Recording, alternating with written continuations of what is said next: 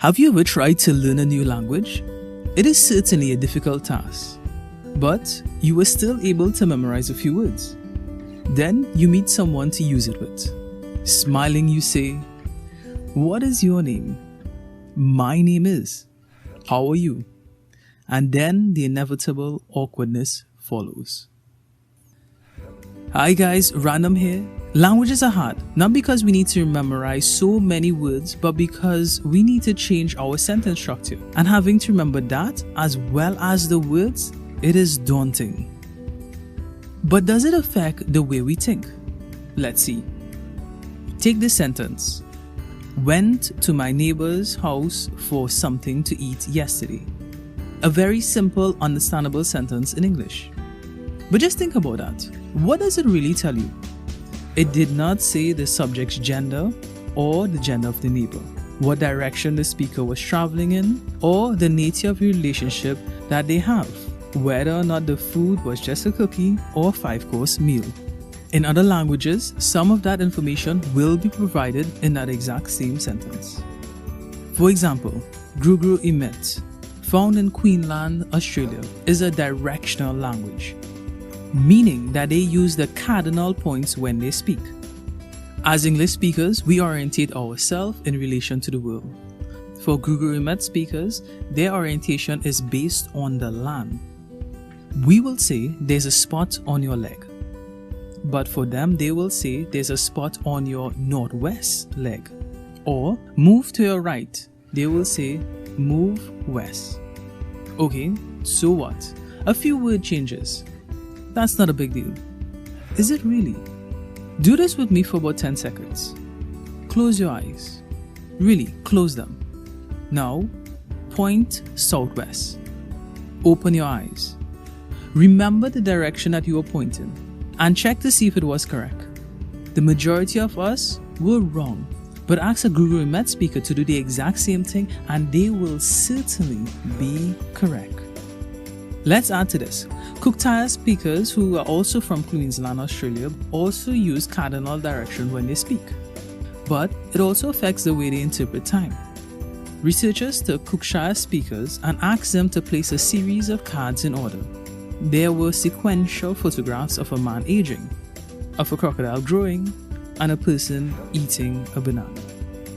For English speakers, we will arrange the cards from left to right, the direction in which we read. Kuuk-Thaayorre speakers, they were asked to sit at a table and they weren't told what direction that they were facing. They found that regardless of their orientation, all of the speakers arranged the card the same, from east to west, the same direction as the sun, the way that time seems to flow. What about color? Can language affect the way we perceive color? Red, blue, green, yellow, and the list goes on. Now imagine English without any word for color. How will you describe the world around you? Difficult, isn't it? But not for Russell Islanders in Papua New Guinea. They speak Yai Elednai. They use things in the island to describe color. Midam Gidi, which is used to say black. It is derived directly from the word night, Magidi. Rather than said, he is white, Islanders say, the man's skin is like that of a parrot. This does not mean that Russell Islanders have a different capacity when it comes to vision than the rest of humanity. But it may have a profound effect on how they interpret the world. It certainly has a deep impact on how they describe it. Now consider, what if your language does not even consist of a single word? How do you manage? For millions around the world, this is an everyday reality. For those who are deaf, mute, and sometimes are blind, they communicate with their hands. For them, communication is like making a painting. You start with the background and then add the small details as you go forward. Take a sentence. The boy is by the water eating. In sign language, you will sign water, boy, eating. The language is very simple. It has its complexities, but it's mostly visual. It does not involve only the hands. It requires the whole body, especially the face. Those who use it are great at expressing emotion. As a side note, some say that French is the most beautiful language. I would disagree. As someone who is familiar with sign language, I think this is the most beautiful language. Why? Because you express yourself in a way that no other language structure can. There are sentences that you can sign that cannot be conveyed using words. And I have never met a boring deaf person. Let's make it harder now.